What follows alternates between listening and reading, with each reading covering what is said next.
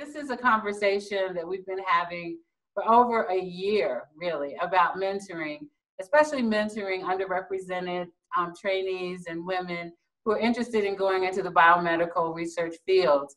And so we came up with this idea roughly almost a year ago. We presented it at Abercrombie's, and I mean Keystone Symposia, and it was very successful. And the idea was to have trainees provide us with the end of a phrase, "I wish my mentor knew." And so they could give us any comments they wanted. It was completely anonymous, and they would post them on a board that we had that showcased UR scientists, young early career scientists, who also, some of them were present at that conference. And so we thought that this was a great vehicle for us to use to partner with the National Research Mentoring Network that is now being led by one of our Keystone Symposia fellows, Rafael Luna, Dr. Luna.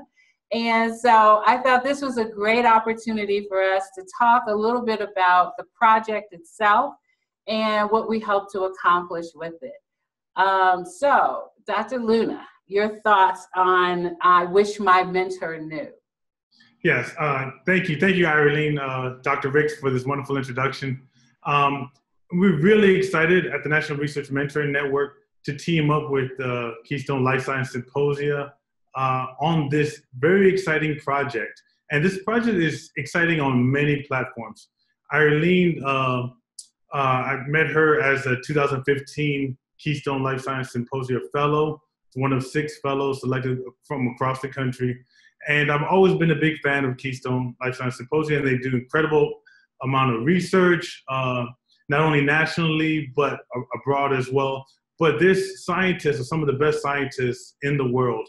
And so with this amount of mentoring, how could we partner with NRMN to learn some of the best practices of scientific achievement and innovation and discovery through Keystone Life Science Symposia, but then also with NRMN, connect them with the trainees that are from all 50 states, Puerto Rico, Hawaii, Alaska, Guam, and other Pacific islands as well. And we have mentees from all across the country.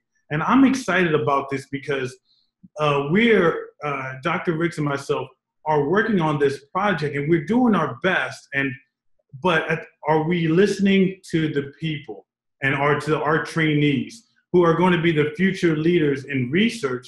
And we want to make sure that they have every opportunity to be successful. And so are we listening to them? And this, I wish my mentor knew, provides them a platform to really share with us and to help us really tweak some of our programs and making sure that we're sensitive to their needs, and then in a way collaborate with them, but on the national stage with thousands of mentees from different career stages. So this is why I'm excited about it. And also to work with Irene, who's been a leader in the force of diversity for many years, and just to team up with her and with the Keystone Life Science Symposia, it's just a wonderful collaboration. It's quite natural, and we're excited to listen and to learn from mentees, but then also make sure that they have the proper mentor training, a mentee training that they need, and help them find mentors from all across the United States so that they can be successful and transition to their next career stage. That's exactly right. And we've already received over 200 posts from trainees. And what we've been doing here at Keystone Symposia is bringing the board with us, the exhibit board with us, to various local Keystone Symposia conferences so trainees could continue to provide us with some of their concerns that they wish their mentors knew. And we've had, I think, a remarkable turnout. And so when we think about what we're going to do with you, with NRMN on a national level and using online technology, we will probably have thousands of posts that we'll have to respond to. So we've kind of thought about how are we going to go about managing this, and we created this national mentors panel, review panel, of senior scientists, some of whom are from underrepresented backgrounds, some are not, but they have committed to reading these posts and providing responses. So we're going to be responsive to the trainee community, and that includes young scientists who may be working in industry. We know that the bulk of our trainees, biomedical trainees, are at universities, but some are not. And so we have research scientists who are from industry on the panel that will also help guide some of these conversations that research scientists and industry have that may not be as germane to folks in academia. So we're trying to cover all of our bases, from undergraduate through early career faculty to research scientists who are in industry. And I think it's going to be very successful. I'm very excited about this joint venture. And so some of the things that we hope to accomplish, I know you covered, Dr. Luna, in your presentation.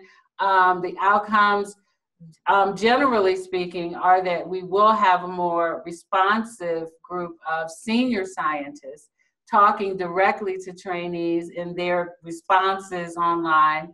But we will also have, hopefully, a lot of trainees that are willing to engage in this process and are willing to be mentored and to help peer mentor each other.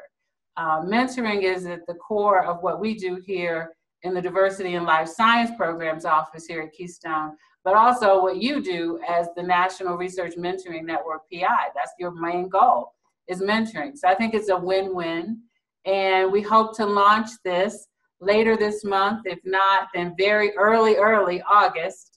And so we're very excited to see what some of the responses from the community is going to be in terms of the posts, as well as how some of our mentors on the panel that we've compiled, how they will respond to these trainees and their questions and concerns about what is it like to be a 21st century biomedical research trainee, especially in a research environment where dollars are shrinking and the competition is so fierce.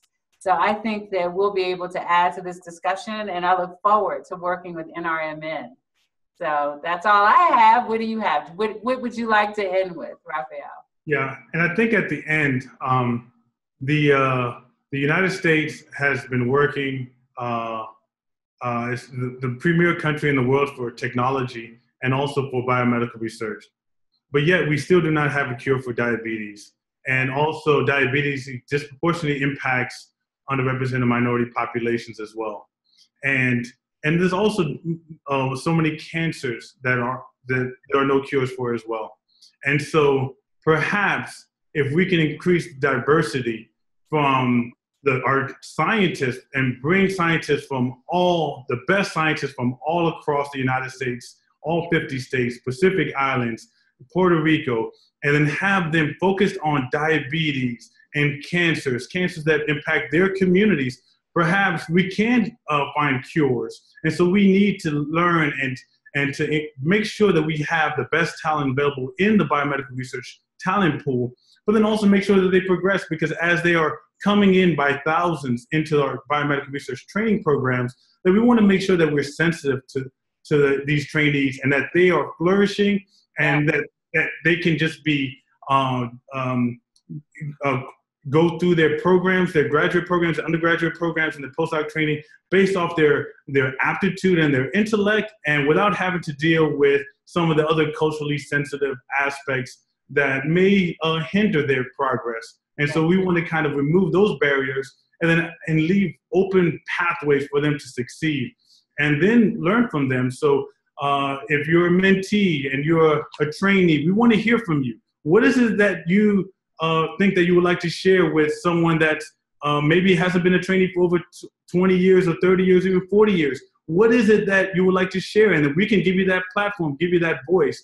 And if you're a scientist, whether you're underrepresented or not, and you want to give back and learn and how to make our country a better place, then perhaps you can join us and really help in this endeavor to really listen to this increasingly wonderful abundance of talent pool that's entering the biomedical research workforce from diverse backgrounds, to really listen to them to make sure that they're successful, and so that when we have retired, that the next generation of scientists are even better, and that there are cures for diabetes and cancer and for any of the other neurodegenerative disorders. And so we need you, whether you're a mentor or a mentee, you're a trainee or or a tenured scientist, or you're working in industry, we need you on part of this. This project is too important to fail, and we would like to work with you and partner with you, as NRMN is partnering with the Keystone Life Science Symposia, and we're very excited about this. So join us, and we thank you, and